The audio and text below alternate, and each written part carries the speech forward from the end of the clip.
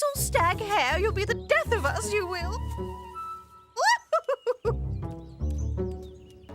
Well saved, Formole. The aunt must have held those tablets together. Hello, fan of Redwall, or should I say, I suppose in keeping with the tenor of the show, greetings, fan of Redwall. Hi, I'm Catherine Disher. I was lucky enough to be part of the Redwall animated series. I played Mrs. Churchmouse, Sparra, and, I just had her name, Winifred the Otter. And I was so happy when you requested a cameo and had all these questions about Redwall. I will tell you what I can remember, keeping in mind that it was back in 98, 99, I believe, that we did this.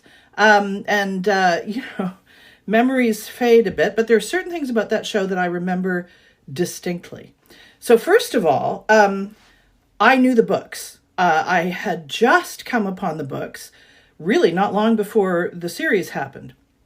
I think the first book was published in the mid-'80s, and my son was born in the early 90s. And so I grew up in all these British books like Watership Down and The Wind in the Willows, all these books that anthropomorphized animals and their own cultures and traditions and languages in some cases. And so I did the same with my son. I read him Wind in the Willows. I read him Watership Down. We read all the naughty books, which is not the same thing, but anyway. And then I discovered Redwall. And I remember reading the first book to him out loud and kind of editing out any portions of some of the, the more violent things that I thought might upset him because he was so young. And I believe we read the first two books together. And then, of course, he was a very early precocious reader and then wanted to read everything on his own. So we didn't read so much. I didn't read so much to him anymore. We read together. And then it was literally just maybe a year or so after I had discovered the books and started reading them to him, that the series happened, that I auditioned and I got the part, initially of Mrs. Churchmouse. And I loved it because I love doing accents, and I'm pretty good with British accents. So being able to, have a little, oh dear me, oh my, kind of little British mouse was so appealing. And then the Sparra stuff, I'm pretty sure they treated our voices because we did some weird stuff for that. And then, Winifred the Otter was sort of more, down like this, a bit more, working class accent. So it was fun to be able to play with those, and love the scripts. I went back and looked at an episode after you contacted me, and I remember now because I watched the show with my son as well. Loved the animation, the colors, and the whole tapestry thing, the parchment paper, the images that sort of foretold what was going to happen in the episode, perhaps, and they look like tapestries, ancient tapestries. Loved the whole idea that it was focusing on Redwall, the historic building, and then all who passed through it, and even before it was built.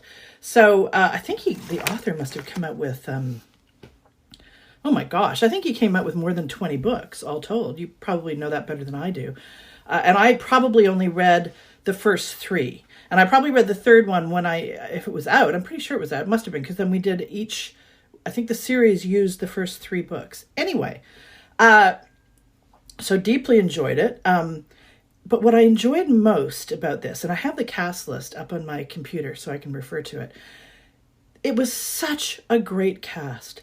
There were so many really well-known, incredibly talented stage actors in it. You had, Dick Binsley, who played the Hare, and particularly Janet Wright, who I'd always wanted to meet. She came from she played Constance, and she came from a sort of a renowned acting family here, and I'd never met her, so I was kind of nervous to meet her because she could be kind of gruff and intimidating, but she was so lovely. And actors' lives, especially voice actors, can be very isolating, especially voice actors. Nowadays, of course, we all self-tape at home and we go in one at a time usually to record. There are certain cartoons, like back during the original X-Men animated series, we would do them all together, which was, 12 hours of standing around microphones together. But that's rare to do group records. And so most of the time, voice actors only get to really see each other back in the days when we were doing in-person auditions in the waiting room, or when you got a job and in the waiting room, you'd sign in, and sometimes they'd be behind and you get to sit and chat or go in with another actor to read some stuff if you had a lot of scenes together. And so what I remember most is that waiting room for Redwall was so great.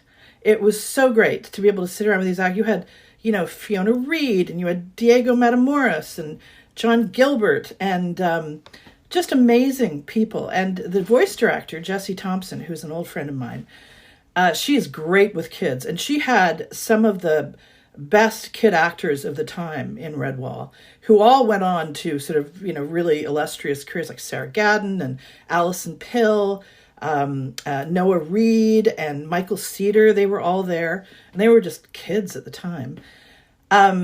So anyway, Janet Wright, I remember being kind of nervous to meet her.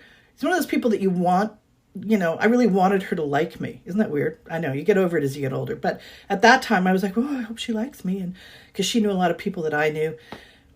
And she was so lovely and so funny. And when I remember her as being like a real animal lover.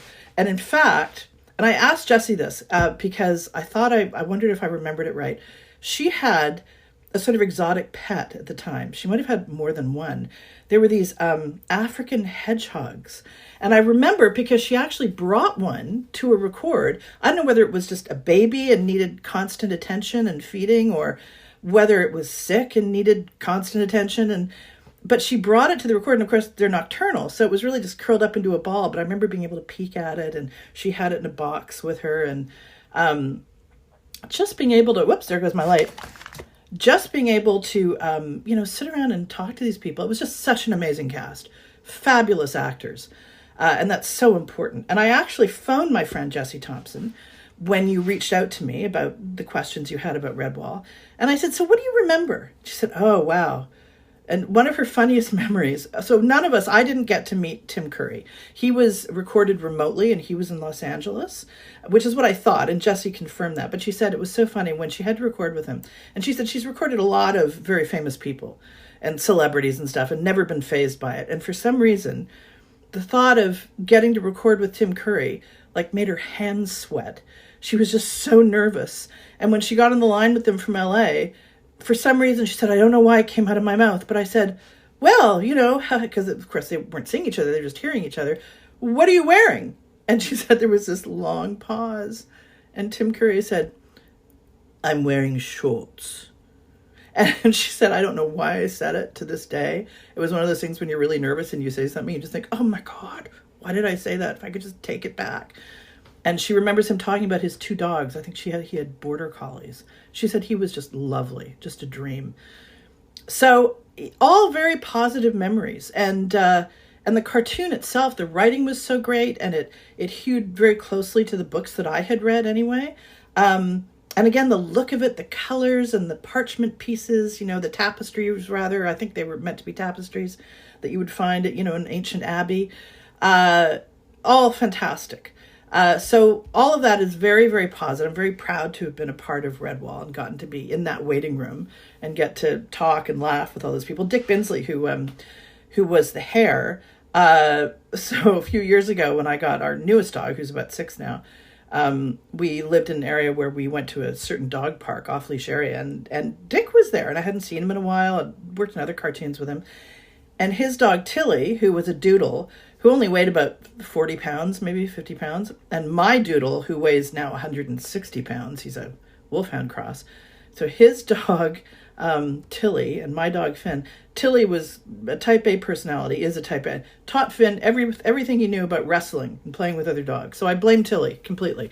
But they loved each other. Like Finn would jump a fence to get to her. He got so excited when I'd say, Tilly's coming. So I got to have lots of long chats with Dick, and he's a talented musician, talented stage actor, and an incredibly talented voice actor. I remember losing jobs, like women's characters, to like a school teacher I remember once. Was it Angela Anaconda?